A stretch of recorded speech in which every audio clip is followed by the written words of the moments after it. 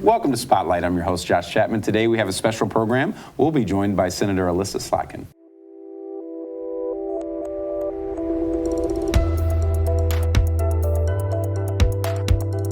So you're sure I can call you Elissa? Yeah. Like we talked about that offline. I don't want to get in trouble. 100%. Nobody's going to come in with your CIA background. I'm not going to have a problem, right? No problems. I'm Elissa. I'm a very informal person. Okay. Well, Elissa, I appreciate you joining us. Of course.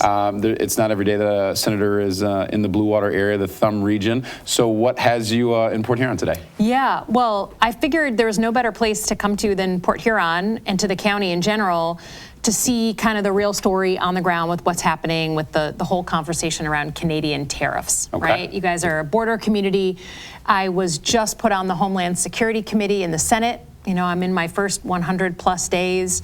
And so I wanted to come and talk to the folks on the bridge, talk to folks at MDOT, talk to folks in the community, you know, the mayor, the local chamber, and just get a real on-the-ground evaluation of what's happening as we've really sort of created a bit of tension in our relationship with the Canadians. So that was the impetus to come up here. I live in Holly, so it's actually not too bad of a trip at all. But I also just think, you know, we want Michigan to grow and to be successful. And Port Huron has a ton to offer, so I just wanted to understand what can I do to be helpful to grow this part of the state. Yeah, so what were some of your key takeaways? Obviously, you said you were at MDOT. Yep. I'm sure you heard about the non-controversial plans that they've got going on up there. But what have been some of the key takeaways? You've been here half the day or so. What are you seeing? What are you learning? Yeah, I mean, first of all, we started with the bridge and talking to the Customs and Border folks.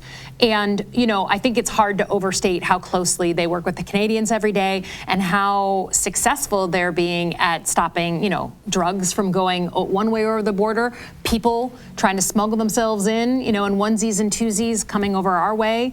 They walked me through the technology and how they are using layered technology to stop, you know, bad stuff from happening. And as a former CIA officer and Pentagon official, you know, I did 3 tours in Iraq alongside the military. I've worked alongside federal law enforcement my entire career. So it's a very comfortable space for me, and we want to make sure they have the resources that they need.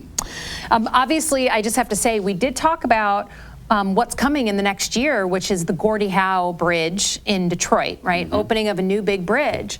And it's possible that changes traffic over here. You could see less, but you could also see more, right? There's a lot of different open questions about the Ambassador Bridge, so getting that sense was very important. It does clearly seem like there's been a downturn in the number of tourists from Canada coming over to Port Huron, and I heard that theme throughout, just how much economically we benefit from the Canadian tourists coming over for lunch or for dinner or for a day out. And especially as the weather gets good. You know, they talked about how when the weather's good, more people are coming over from Canada. We don't want the Canadians to be so stressed about what's going on at the national level that they don't want to come over to Port Huron, right? That would be a bad thing for our communities. So we heard a lot about that from kind of every actor in the area.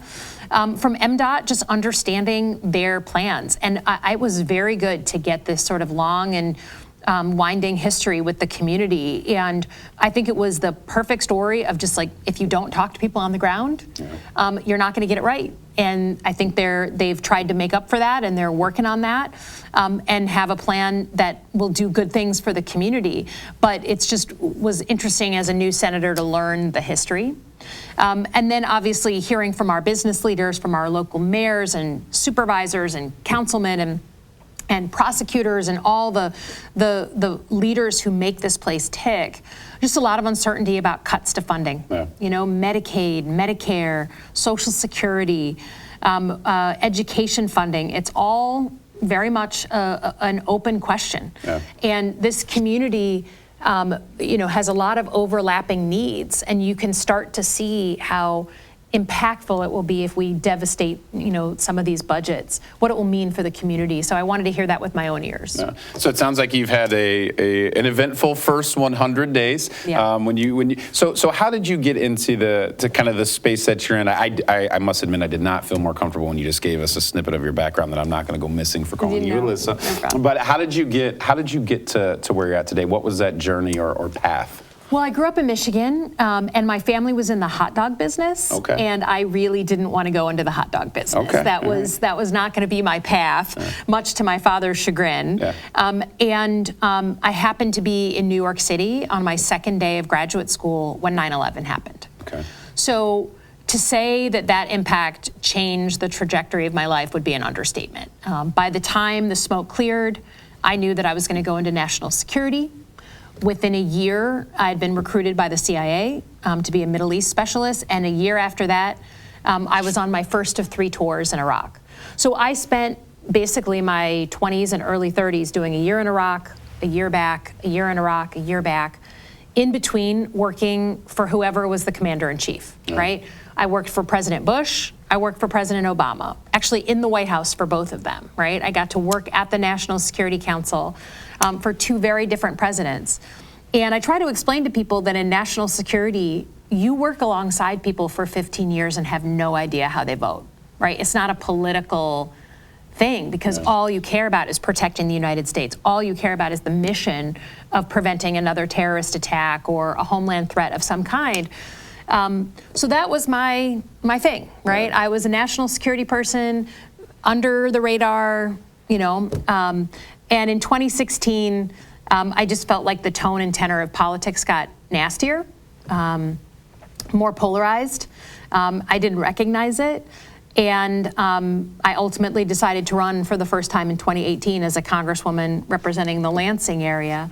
That was a little over 7.5 years ago. So that is how I got into it. You probably couldn't have paid me 10 years ago to get into politics. And it's not an easy business, especially now. But I just believe constantly that we have more in common than we do that separates us.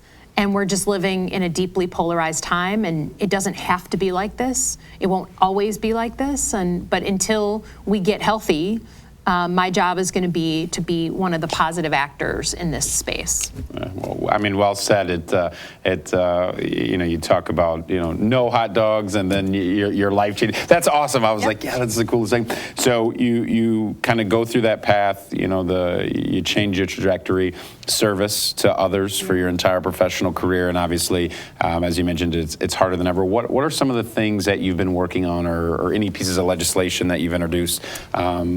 As you in your spare time in your first 100 days? No. I think we just, I feel strongly about the first official bill that I just authored in the Senate, which is a very bipartisan bill, actually, and it's preventing Chinese vehicles from entering the United States, blocking them as a national security issue. Okay. So like all vehicle, Chinese-made vehicles. Okay. So think there's a company called BYD, which basically makes something that looks almost exactly like a Tesla, but they subsidize it. The Chinese government subsidizes it, so it's about $10,000. Okay.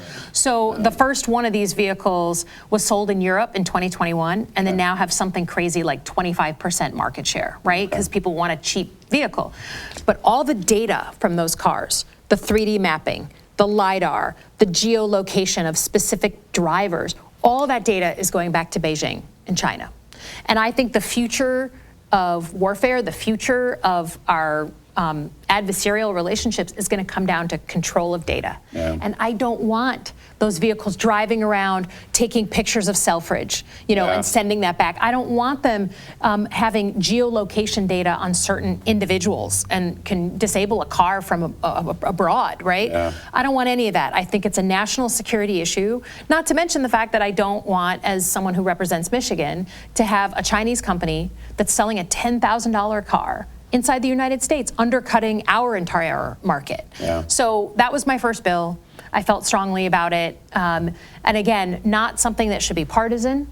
it should be that in order to protect national security, we can agree on some core things. Commonsensical, right? Like, hey, Team normal, common sense. Please come and join. Yeah. So what got you on that path of all the things that you could have gone after? What was obviously very important, and I just got educated. I'm like, that makes total sense, right? Yeah. What sent you down that path? So if you think about, we're all prisoners to our experience, but for me, everything I do every day, like I can't stop but think about how it'll affect Michigan or how it'll affect national security. And this was an issue that's both, right? And that's where I tend to live. I want to protect the country I love, and I want to protect the state that gave me everything. And so if I can find issues that let me do both of those things, that's my lane. And I'm on the Armed Services Committee, the Homeland Security Committee, the Veterans Affairs Committee, and then the Agriculture Committee. And those are the committees, many times, that are directly connected to Michigan. Elissa, if I may, I appreciate your time. I appreciate your service and your practicality in serving not only all of us from Michigan, but also representing the United States. And come back and see us when you're in town again. Thank you. Appreciate that. And thank you for joining us on Spotlight.